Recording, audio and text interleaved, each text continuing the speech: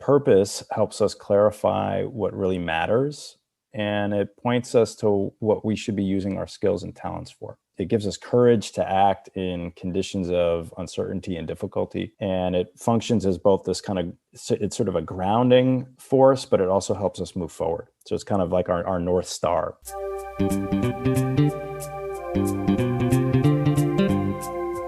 Hello and welcome to the Innovative Mindset Podcast. I'm your host, Isolde Trachtenberg. On the show, I interview peak-performing innovators in the creative, social impact, and earth conservation spaces who are working to change the world. This episode is brought to you by Brain FM. Brain FM combines the best of music and neuroscience to help you relax, focus, meditate, and even sleep. I love it and have been using it to write, create, and do some of my deepest work. Because you're a listener of the show, you can get a free trial. Head over to brain.fm/innovative mindset to check it out. If you decide to subscribe, you can get 20% off with the coupon code Innovative Mindset, all one word. And now, let's get to the show.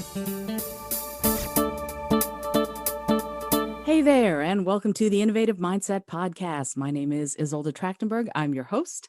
I'm super happy that you're here, and I'm really excited to speak to this week's guest. You have got to hear this. This is so cool. Bob Lesser is a founder, psychotherapist, and executive coach.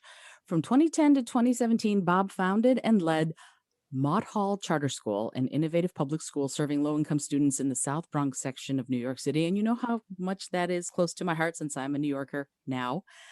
The school combined rigorous academics with cutting-edge social and emotional health supports, enabling its students to defy the odds and attend top college-bound high schools in New York and beyond. Yes, I'm all about education, so this is thrilling for me. During that time, Bob managed a rapidly growing organization that tripled in size over 3 years. He's also a trained psychotherapist and executive coach, working primarily with startup founders in the San Francisco Bay Area, New York City, Boston, Canada, and all sorts of other places. He studied management negotiation and leadership at Harvard's Kennedy School of Government, where he holds a master's degree, and obtained his BA in sociology from Vassar College. Bob lived in Vietnam, wow, where he studied meditation and Buddhism, also wow. He lives in Oakland, California with his wife and 3 children. Bob, thank you so much for being on the show. Welcome. Pleasure. That guy that you just introduced sounds really interesting. I'd love to hang out with him. I know. Let's go have a cup of coffee. Hard to believe that that's me when I hear it all. Yeah, all at once it can sometimes be a little like, really? Okay, I Yeah. guess that, yes, I did that. Step into that power, right? So I am excited beyond imagining talking to you about everything that you've done. I'm a huge proponent of education. I was a NASA master trainer working in schools all over the world for many years.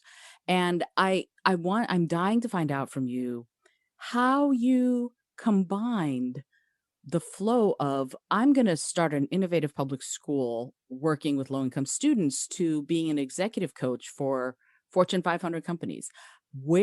How did that start, and what led you down that path? Yeah, it's a great question, and I think it's kind of the crux of it has to do with purpose, and has to do with identifying sort of the essence of who I am and the impact that I want to have. And so, like kind of most of us, young, getting out of college, trying to figure out what I wanted to do with the rest of my life, or at least, the next few years of my life, following my passions. I'm a native New Yorker. I came back to New York City and participated in a very cool fellowship in New York City government called the New York City Urban Fellows Program, and worked in city government for the first part of my career, first at the New York City Correction Department, and then for the New York City Police Department, and ultimately for the New York City Department of Education, where I worked with aspiring school leaders who were founding new schools, founding charter schools, and we're creating these innovative new school models. And I got into my head that I could do it just as well or better than the folks that I was working with and supporting. And so I pulled together a team, and we wrote up a charter application, and we got approved, and we opened a school. And that school was Mott Hall Charter School, which coincidentally is celebrating its 10-year anniversary this year. Fabulous. And yeah. And so I did that, and I did it, and it was really hard. It was harder than I ever thought it would be, and it really kicked my butt. And while I think I did a great job, I also know that I was quite exhausted by, the fourth year, the fifth year, and I was kind of running out of gas. Mm, And I knew I needed to hand it over to somebody who had, sort of like hand the baton to somebody who had more energy and endurance and more passion at that point, than I had. And I found a great successor, and transferred, transitioned the leadership of the school over to her, and she's still there and doing an amazing job. And when I was really soul searching about, well, what's next for me, and what about this experience, was essential. What I determined was that it was that process of startup, mm, creating something from nothing. mhm. That was what my passion was, and what my sort of deeper purpose was that sort of component of creativity. Taking an idea and making it a reality, and doing the heavy lifting of getting it up and running. And so that's how I transitioned over then to working with founders, as an executive coach, and working primarily now with founders of startups, mostly in the tech startup space, because Mm. that's obviously, that's sort of where the sort of the startup ecosystem is. Still working with some education leaders and organizations, but primarily working with some of the kind of best and brightest minds in Silicon Valley, helping to get these amazing ideas that they have for changing the world off the ground. Yay, all of that. I want to take a second and sort of soak all of that in, because every word that you just said was music to my ears. And first of all, kudos to you for realizing when your work with the school was done and passing the baton. I think that's very self-aware, and I'm grateful that you did that, because it allowed you to go to this next place. And you said you're moving into, or you've moved into working with tech startups who want to change the world, which again, music to my ears.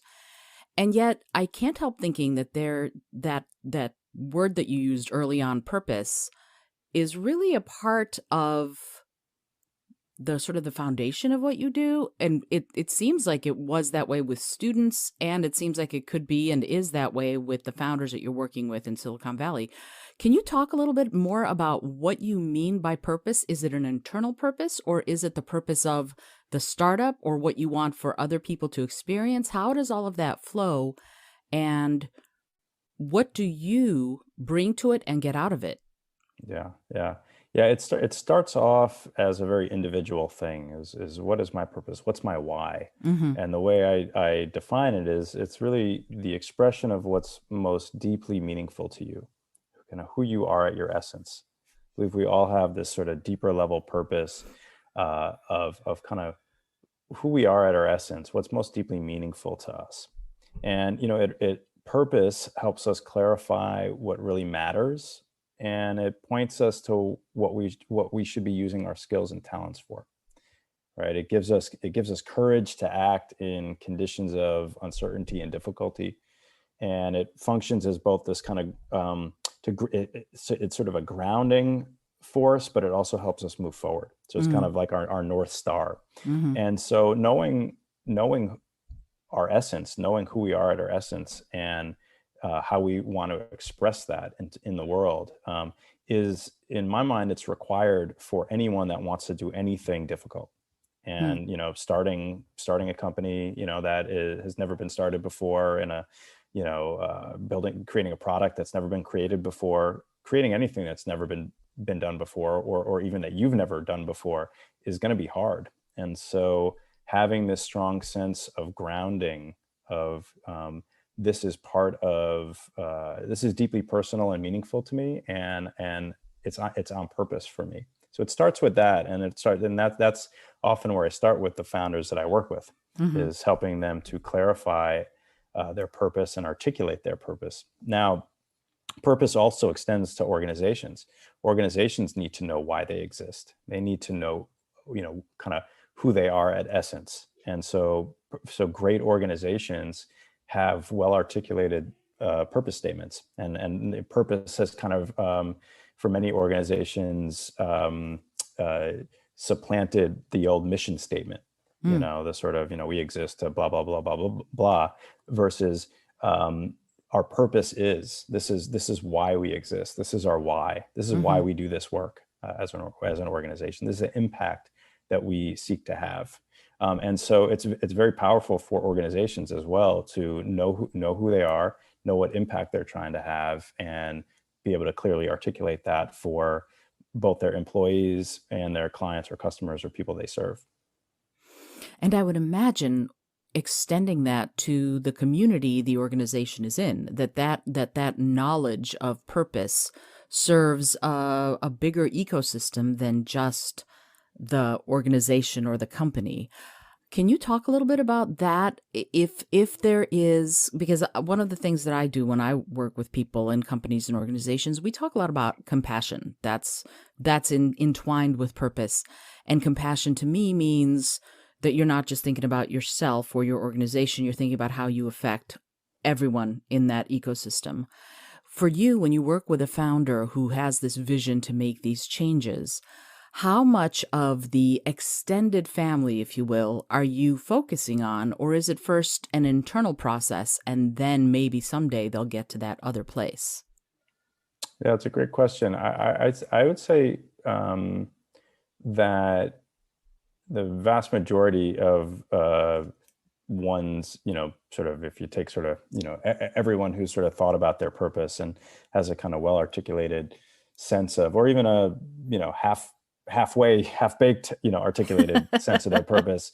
um, their purpose has to do with the community, with Mm-hmm. others. Okay. Very rarely is one's purpose solely focused on themselves. Okay. And you'll see this, sometimes you'll see this with elite athletes who are sort of, training for themselves, training for their own, sort of to achieve their own highest potential. But very often you'll hear them talk about how they want to be an inspiration or a role model for others. They want to show that, someone from this city or this town or this, this background, can make it. Mm-hmm. And so very often, I'd say more often than not, there is a component that involves being of service to inspiring, helping others in one's purpose.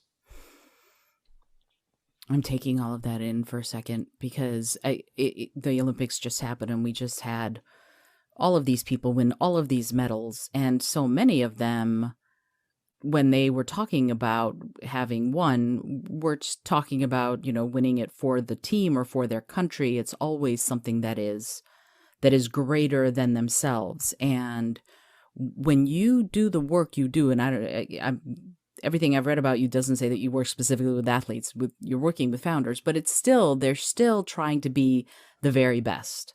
And so I know we're going to talk a little bit about the book that you've written, which I'm excited to delve into. But the big thing, there's something about the words, because I talk about this also, peak performer, Hmm. that it inspires me. It's also, like you said, it's grounding, but also it lets you fly a little bit because it means that you've got this vision that you want to achieve someday. Can you talk a little bit about what it means to be a peak performer? Physically, mentally, professionally, what does peak performer mean to you that you are spending so much of your life and your work studying it and working on it? Yeah, yeah, yeah. My definition of peak performer is maybe a little different than some of the others, or some what sort of how it's talked about in the field. I define peak performer as being your best, not Mm-hmm. being the best necessarily, but being your best, Mm-hmm. really living up to your potential. And it sort of has two parts to it. One is it is about achieving results, or sort of meeting your goals, but it's also about fulfillment, and being and feeling fulfilled. Mm-hmm. And I kind of believe that one without the other ultimately is kind of flimsy, and on some level is empty. So just achieving, without a sense of fulfillment, still feeling like you're not enough, or still feeling like you haven't, really done what you've been put on earth to do, is not going to be that satisfying. Mm-hmm. Um, Being just fulfilled and sort of feeling great, and I feel happy, and I'm hanging out on the beach here, and without achieving your goals, the things that you are capable of, or you believe you're capable of, or you wonder if you're capable of, is also going to ultimately feel this, maybe hedonistic, and at the end of the day, it's going to kind of get boring. So it's both of those things. It's Uh-huh. achieving your goals that you set for yourself, feeling kind of optimal fulfillment, and being the best that you can be, being your best. And that's how I think about peak performance. And I think most, if not everyone, wants that. Sorry, I'm taking all that in. That last sentence made me go, I wonder if they do. I do because there are lots of people, I've heard therapists say this before, that in any moment, whoever's doing they might be doing the most awful thing, but they are doing the very best they can in that moment. And so that I get, but at the same time, I wonder sometimes, how do you know if you're being a peak performer? Is somebody who's spending their life on the couch watching Jeopardy and eating Cheetos being a peak performer if that's what they want to do? Like, if their goal is, I'm just going to chill through my life, all is well, is that them being a peak performer, or is that them being a little lackadaisical about the goals they might have? Yeah, it's a kind of a slippery question, because if it is truly that person's goal, and if I sort of, before I get into goals, I talk about vision, and Mm-hmm. vision for me is one of the peak performance pillars. There are three peak performance pillars. There's purpose, there's values, and there's vision. Mm-hmm. Vision is about where we want to go in our Mm-hmm. in our life. It's the destination, Mm-hmm. and the more clear we can be about that, the more able we are to design our lives and our actions and behaviors to get there. Mm-hmm. So if that is really truly aligned with and in support of one's vision, if hanging out sort of on the couch and eating, what are they eating? Doritos, Yeah, Cheetos. Doritos, Cheetos. Yeah, yeah. I Yeah. Well, if they're snacking, and they're doing that, for large parts of the day, and that is somehow aligned with their ultimate vision, then yes, I would say, and they're feeling Wow. fulfilled and they're Mhm. achieving it, then yes, I would say they are being a peak performer under my definition. However, I would say, we there and this is what I term the performance paradox. There are a number of ways in which we work against ourselves, Mhm. from really getting what we want, achieving what we want, and feeling fulfilled. And we can, in some ways, fool ourselves, or talk ourselves out of doing the things that will actually get us what we want, or Hmm. even um, really being honest about what we want. And so there are ways that we're kind of built, and I have sort of five major ways that I think about this. We're kind of built to kind of work against ourselves and work against our achievement of what it is we really want. Hmm. I that's there. Believe it or not, this reminds me of a Terminator movie. Uh, I'm a huge a friend of mine coined the term cinephile. No, teleparable. That's what it is. I am a cinephile, but he coined the term teleparable because I use movie quotes to give lessons a lot. And Nice. there's a moment in which Arnold Schwarzenegger's Terminator says, you humans, it is in your nature to destroy yourselves. And what you said kind of sparked that for me, because I'm sitting here and I'm going, is that part of it? Is it that, or is it fear? Like, what keeps us from acting in our own best interests in that way? Yeah, yeah. I love it. I don't think it's this sort of death wish that sort of Sigmund Freud talked about early on in his theory. Mm-hmm. I think it's actually more maladaptive survival mechanisms Hmm. that have not evolved with us, in our modern world, and are sort of vestiges of sort of the olden days, when we were evading the saber-toothed tiger, and when we had predators, and when Right. we were really, it was all about survival, Hmm. and our lives were literally in danger, daily. And for most of us, that's not the case anymore. But our minds and our nervous systems have really not evolved to kind of to meet the demands of the modern world. And I think it's mostly, it's more that. And if you want, I can also kind of quickly go over these sort of five things that I think sort of stand in our way of really really sort of being a peak performer, achieving what we want. The stage is yours. Absolutely. I'd love to hear them. Are you kidding? All right, wonderful. So the first one is the unconscious mind. This is our unconscious mind. This is where 95% of the action is happening in our mind, is Mm. unconsciously, out of conscious awareness. We don't know it. At times it sort of peaks up and becomes semi-conscious, and we have some idea of it. But mostly it's happening out of our conscious awareness. These Hmm. are our organizing patterns. This is where our self-limiting beliefs live. It's I'm not good enough. I'm unworthy. I'm unlovable. The world is unfair. That's Mm. where all that stuff lives. It's where our internal saboteurs live. And this sort of sneaky and insidious thing called imposter syndrome that many Right. of us face. So that's where all that stuff kind of lurks, and it lurks again without our awareness and without our consent, and it's there, and it's sort of running us. Personality experts believe that our personalities are mostly defined by the time we're about 5 years old in Hmm. terms of our sort of basic organizing patterns and beliefs about the world. So essentially, that means we have a 5-year-old running the show. Uh-oh. And that's kind of scary to think about. I know at 5 years old, I was eating dirt. So, so that's the first one, our unconscious mind. The second one is our self-conscious mind. This is to the extent to which we value and probably overvalue other people's opinions. Mm.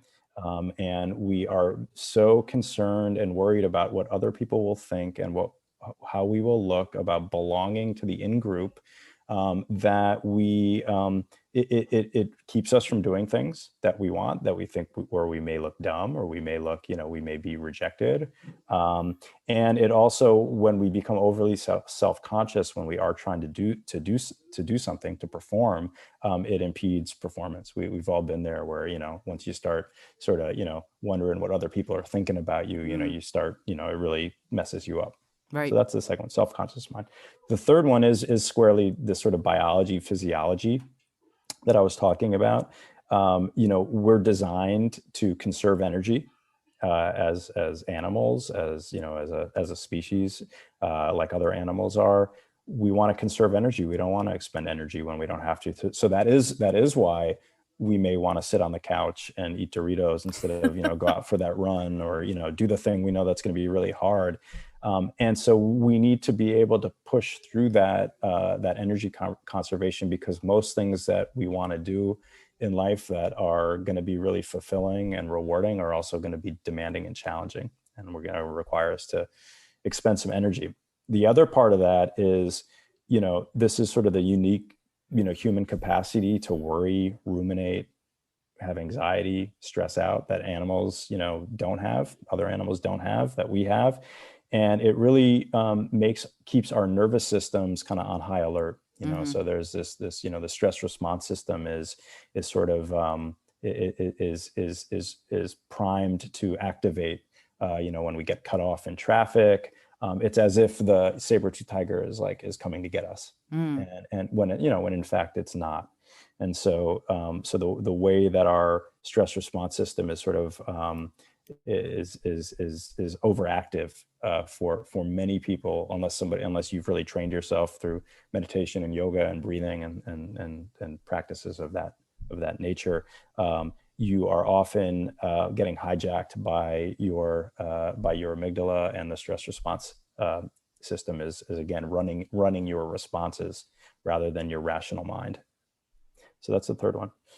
The fourth one is I call the hedonic treadmill, and this is a psychologist, Barry Schwartz, talks about this in his book, the paradox of choice. This to me, so the hedonic treadmill is this notion of, how our brains are wired to be attracted to the shiny new object, Mm-hmm. right? Novelty is one of the ways that our motivation system works. It's how we become excited about things, is when they're new and novel. That's great for getting out in the world and sort of finding food, and kind of inventing tools that'll help us survive.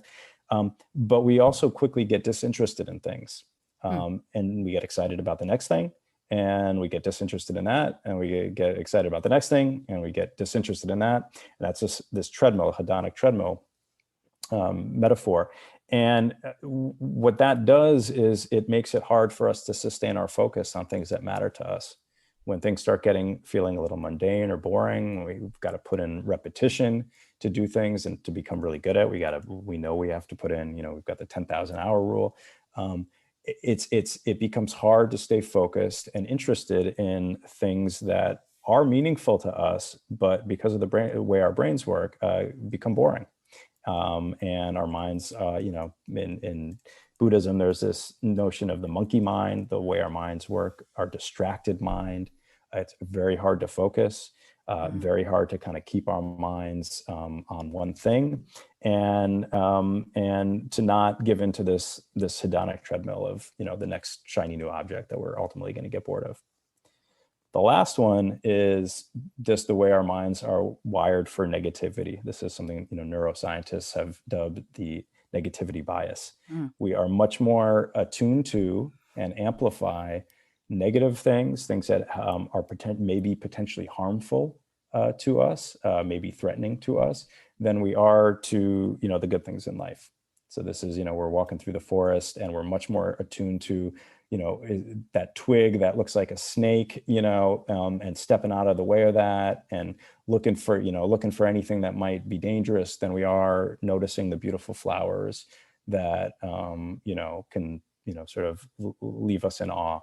And so this negativity bias really has this over index on things that may be dangerous or harmful. It leads to anxiety, risk aversion, and pessimism. That is not so helpful to us in our pursuits, when what we really need is optimism, especially when things are getting challenging. So those are the 5 performance paradoxes that I kind of outline, the ways in which we are in many ways designed to work against ourselves and what it is we really want. Wow. Okay. So much. I appreciate you outlining them, and a lot of this, first of all, it's so succinct, and I'm really grateful that you have it so well down. I'm excited to talk about the book and see more about how you detail these things. I have a couple questions though about these 5, and about something that you said about the 5-year-old, the emperor, the 5-year-old emperor of your brain. Yeah. When you talk about that, because I do want to talk about these 5 pillars, but this is something that I wonder about children who go through trauma. For example, Yeah. if we're in that space of a child abuse or some other kind of trauma, of children in war zones, what kind of extra challenges do those children then have to get past not just the inner 5-year-old, but the trauma that they survived in order to become peak performers? Yeah, it's a great question. I mean, they certainly are going to have organizing patterns, limiting beliefs about themselves and the world that are going to impact how they behave, the actions they take, the actions they don't take, the relationships with others, and not to say that it's going to be impossible for them, because certainly people who have suffered trauma have gone on to be perform at the highest levels, to become to be elite performers. But it's they're gonna struggle, they're gonna suffer in the ways that we all do, but maybe more pronounced. And so it does go back to this sort of, ultimately the question becomes, what are their core beliefs about themselves, and what are their core beliefs about the world? and you know, how will that enable them or get in the way of their doing the work to get what it is they want in life and to feel fulfilled doing it? So that would be the sort of the big question, you know, that I would have, or I would look at with Hmm. anyone who has suffered, you know, trauma early in life, is, you know, are they able to still do the things that are necessary to, you know, achieve their goals and feel fulfillment? And a lot of that does come down to, you know, their perceptions of themselves or perceptions of others, their ability to have healthy relationships, their ability to stay the course when things get difficult, and be consistent, you know, the consistency required to do anything, you know, worthwhile and challenging. So, you know, certainly not impossible, but, you know, it's hard. You know, it's hard anyway, and especially if you've had trauma. Hopefully, they've been able to get support and get help, and, you know, be able to come to terms, you know, with what happened, and maybe use it as fuel. You know, I think you see that in a lot of elite performers who have had early hardship, is they've been able to use it as fuel Hmm. to help motivate them and to keep them going, and to sort of, you know, and it's in some ways, you know, built their resilience and their toughness. Yeah, it's so interesting that you said that's this notion of using it as fuel, because these pillars that you're talking about, I can see the self-conscious part of that, and the sort of the expectation of being cared for as a baby. All of a sudden, that's not there, right? So how people think of you and how you think they think of you is an unstable foundation. So that's why I was wondering about how someone who has survived trauma would deal with these five pillars and still perform at a peak level. I wonder, the other one that sort of I was like, what about people who have attention deficit issues? How do they deal with those issues to then sort of climb up and become peak performers?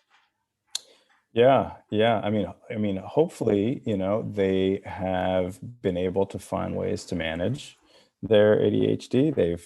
Maybe they've found, you know, a meditation practice. Maybe they found medication that has worked for them. Hopefully, they've chosen endeavors that are well suited to, to sort of, you know, maybe more distractibility, Hmm. and, you know, have maybe gravitated to something that, you know, maybe, you know, that's like sort of like startup entrepreneurs tend to be people who are like interested in a lot of things, and you have to be focused on a lot of different things when you're starting and leading a company. Hmm. And so, you know, hopefully they found pursuits that are, you know, sort of, you know, not overly impeded by, you know, their challenges in focusing. Hmm. And, you know, and yeah, it's, again, you know, I think these couple of questions that you have, um, you know, we are all flawed. We are all, you know, challenged. We all suffer. So it is the human condition, and it is about figuring out how to work within the constraints that we have to meet our highest potential. And we all have constraints. You know, I am never going to be an NBA basketball player because I am 5'7", right? So, you know, and I'm never going to be an astronaut because I'm too old right now. So these are real constraints. So when we talk about one's potential, we're not talking about, you know, the sort of, sort of potential without constraints. And I think that's important, is for us all to understand who we are, what the constraints are that are kind of, you know, sort of, you know, that we're working with, and Hmm. how to, so it's, the question becomes, how do we maximize ourselves given the constraints that we face, given who we are, and not, you know, deny those things or not be ashamed of those things, but to really know, like, this is a constraint I have, so I have to work with, you know, I have to work within this. And that goes back right to the very first thing you said, which was it's not about being the best, it's about being your best.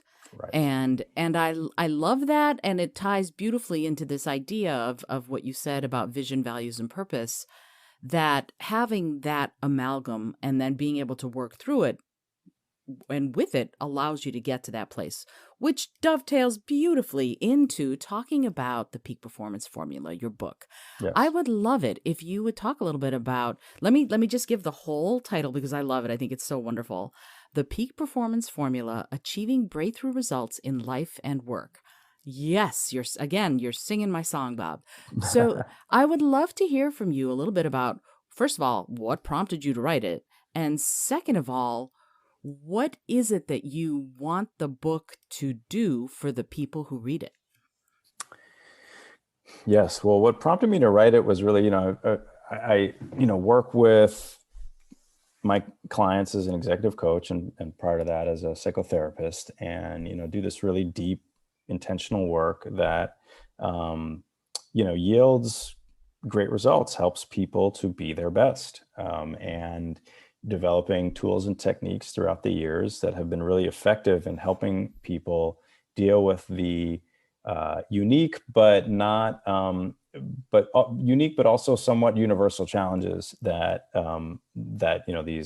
these founders and executives and leaders were facing. And I wrote the book because I wanted to make it accessible to a larger audience, not just the tech startup CEO or the leader of the big organization that I'm working with in my executive coaching practice. But I want to make it accessible to really to anyone who's trying to get better at anything, whether that's a student who's trying to get their grades up in school, a new college grad that's trying to figure out how to what to do with the sort of next phase of their lives, a manager in a company who is trying to move up, somebody who's thinking about starting their own company, really anyone who's like, I need some tools and tactics to to achieve the things that I want to achieve, and I want to do it in a way that is about me, what matters to me, and will bring me fulfillment, not what society says or thinks I should do. So that's why I wrote it, to sort of make it try and make that more accessible. Mhm. And the set was the second part of the question. What is it that you want readers of the book to get out of it? Like what is your desire for someone picks up the book, reads it? What do you want them to have that they didn't have before they picked up the book? Yeah, I think it's a sort of tools and tactics to allow each individual reader to become a peak performer in their own lives, and make the kind of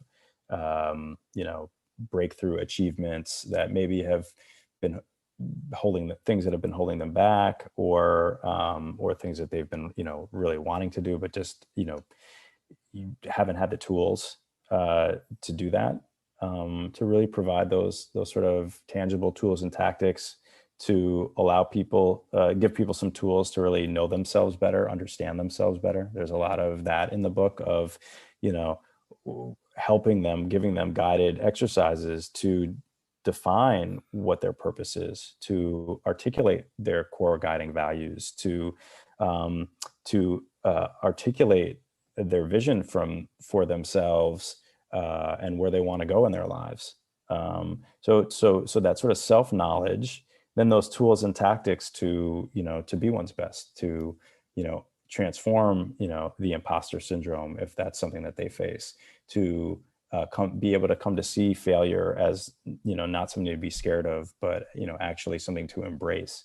To really make sure that they are doing these sort of baseline things that we know will help anyone trying to do anything important in their lives around physical health and energy management, training one's mind to again overcome some of these performance paradoxes that we talked about in the beginning, and to sort of master the techniques that they need to master in whatever endeavor it is that they're pursuing, and to use tried and true tools and tactics to do that.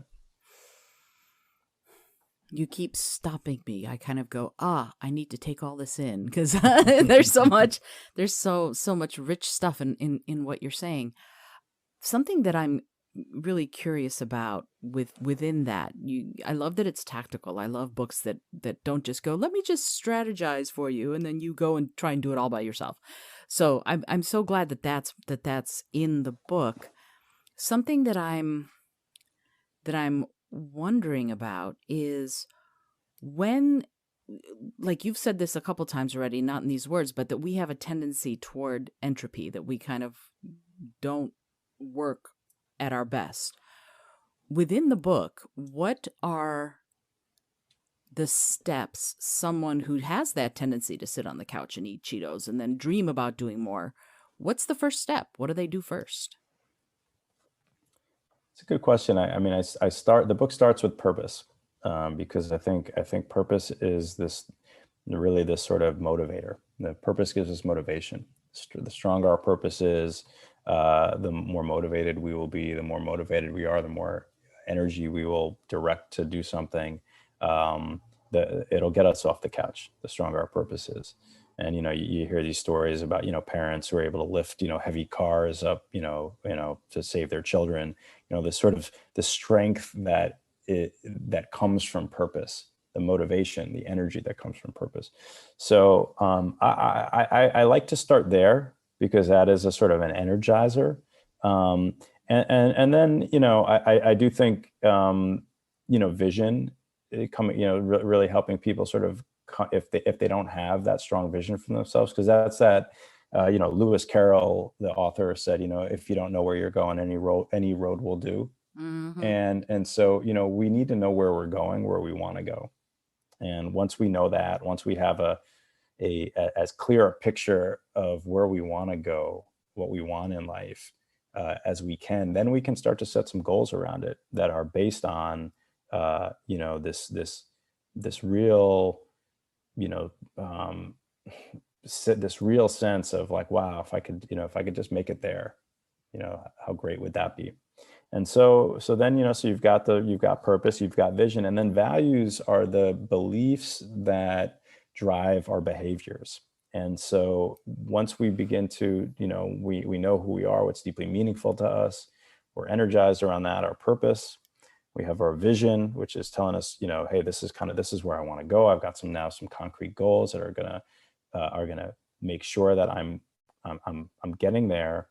Then our values become about what are the behaviors that are going to, if I do those things day in, day out, if I practice those behaviors day in, day out, they are gonna, kind of like the oars of a canoe. They're gonna row me in that right direction. They're gonna be the thing that sort of guide, that keeps me moving in that right direction, through this practice of these core values.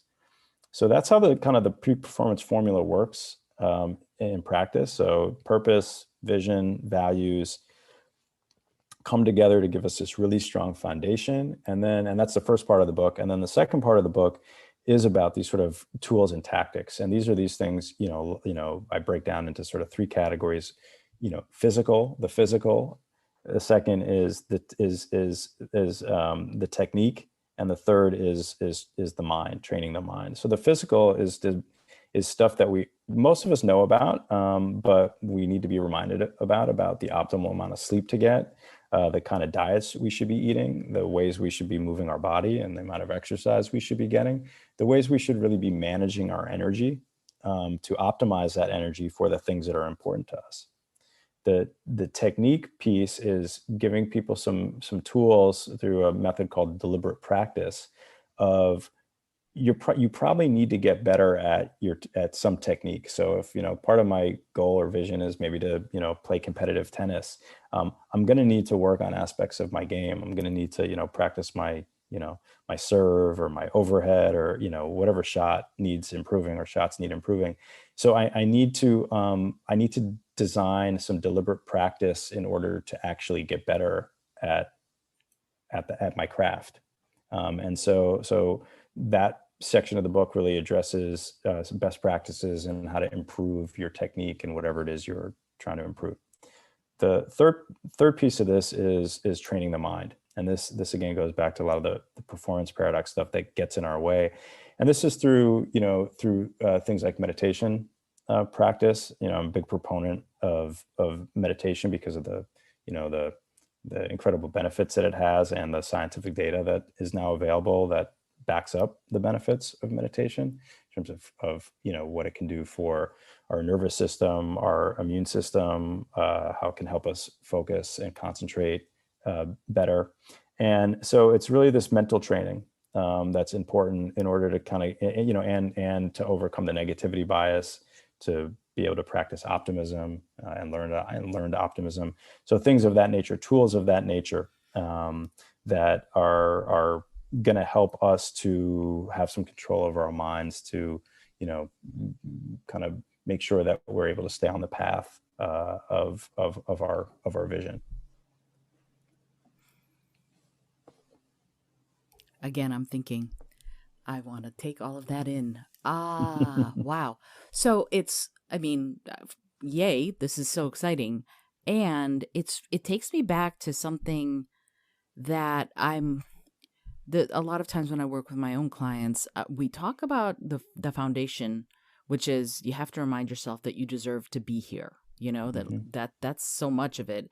And as a meditator, that's part of my daily meditation, right? So and I'm going to use myself as uh, the research tool, I guess. When I'm meditating, when I'm in that space, and if I'm trying to do my vision and purpose and values, and I'm trying to get to a place where I feel like I can act on the things that you're talking about, the tactics, the actual step-by-step stuff that you detail in the book, how do I remain consistent? What does someone need to do if for example, they're not having results yet, or it's taking a long time, or things are moving slower than they might want or need? How do you maintain a consistent level of the practices that you outline in the book if you are someone who doesn't have Bob Lesser as a coach to sort of talk through? So you're Jane Schmo, and you are trying to work through and develop the values, the vision, and the purpose. Yeah. It's a good question. There's a couple things. So one of the things I talk about in the book is, and it's again practices of high performers. One of them is to build a team around you that will support you, and the team is going to look a little different depending on what it is you are trying to achieve and get better at, and and optimize. So, but we all need a team. We all need support. We all need supports. Nobody does it alone. That team, part of what that team does is hold you accountable, as well as support you. And so having a team in place that will help you to stay on track, stay on the path, that when things aren't working, we'll brainstorm with you. What's not working? What do we need to do differently? And so thinking about yourself, just like athletes do, who athletes have their, tennis players have their teams of, their coach, their physiotherapist, their acupuncturist, their dietitian, their fitness coach. They've got all these people that are specialized to help them be the best tennis players they can be. Right. What I'm suggesting is that we all need that in our lives. We need our own sort of personal teams that will help us be the best, person that we can be, the best, whatever it is, fill in the blank that we want to be. So part of it is really formulating that team and using that team. And then the other piece is at the very end of the book, I include a 30-day peak performance challenge, which walks the reader through how to implement the concepts in the book over a 30-day period on anything that they want to get better at, anything they want to make sort of breakthrough performance in. And what that does, and the reason I included that, is because it's both showing people how tangibly and practically to implement these concepts in day-to-day life, and it also helps to make it habit. Doing this over 30 days is gonna start to build these practices as habits. And it is checking in on purpose, going back to purpose. It is checking in on your values and make sure you're doing those behaviors. It is checking in with your vision, and it is also making sure that the goals that you have set are the right goals, and that you are monitoring and measuring them. And so I include a process that's taken from Google, and what Google uses to manage its own performance, called objectives and key results. And I've adapted that to personal use, Oh, so that you are basically setting goals uh-huh. for yourself, and then you're breaking those goals down into monthly objectives and key results that are kind of the measurable indicators that tell you the what progress you're making towards achieving those objectives, and you score yourself every week on them.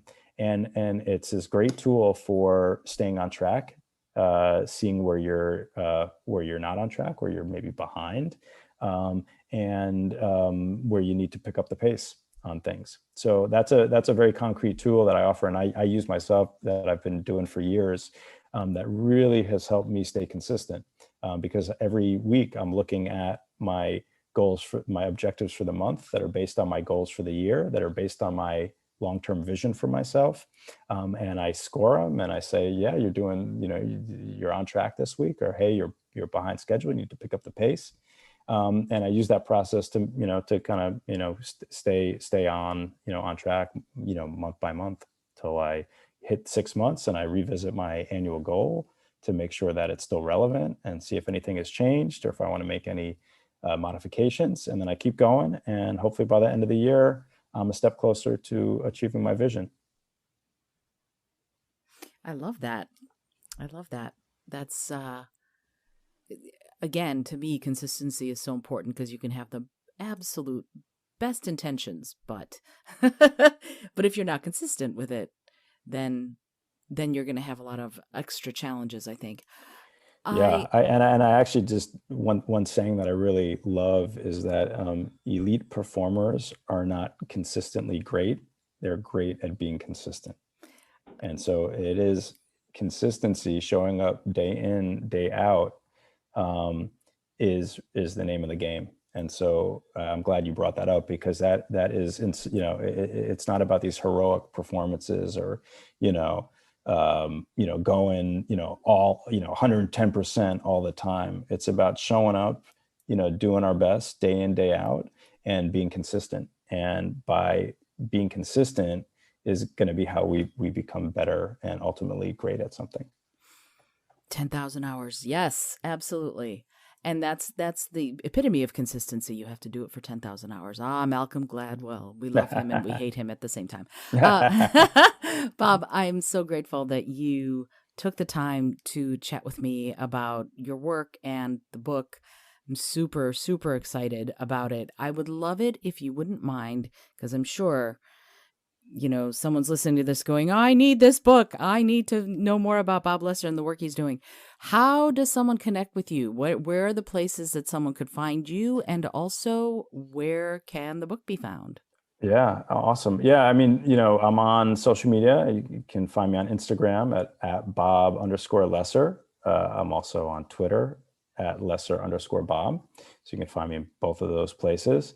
And you can also go to my website to learn a little bit more about me and my work, and read some articles that I kind of my new stuff. And that's www.boblesser.com. The book can be ordered. It's out and can be ordered on Amazon, Barnes and Noble, Bookshop, and IndieBound. So anywhere where you prefer to buy books. Those are all the online sources. And the name of the book is The Peak Performance Formula: Achieving Breakthrough Results in Life and Work. Fabulous. And I'll put the links to everything in the show notes so that we don't have to be typing furiously down everything. So writing it all, noting it all down. Whenever somebody says to me, oh, can you spell that for my name, for example? I'm always like, oh, you don't want to do that. Let me just send it to you.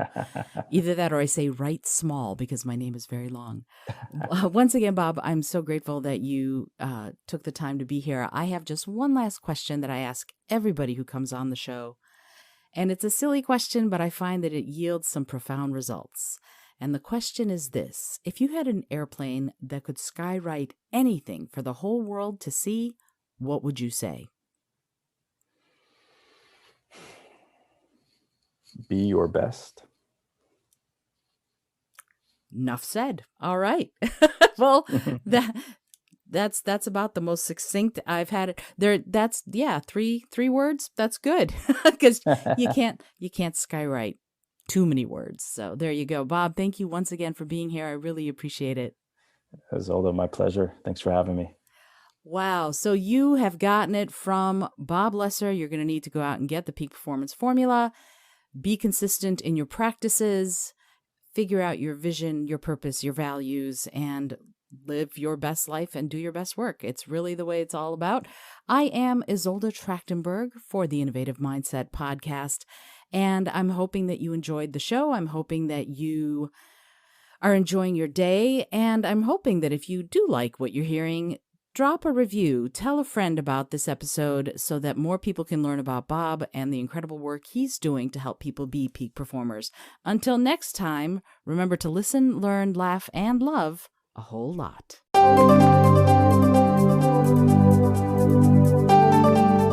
Thanks so much for joining me today. I really appreciate you being here. Please subscribe to the podcast if you're new.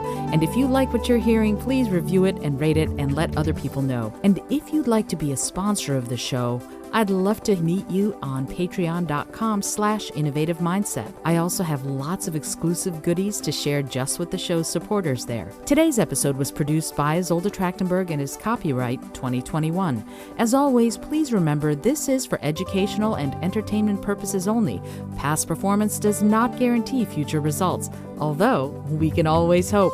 Until next time, keep living in your innovative mindset.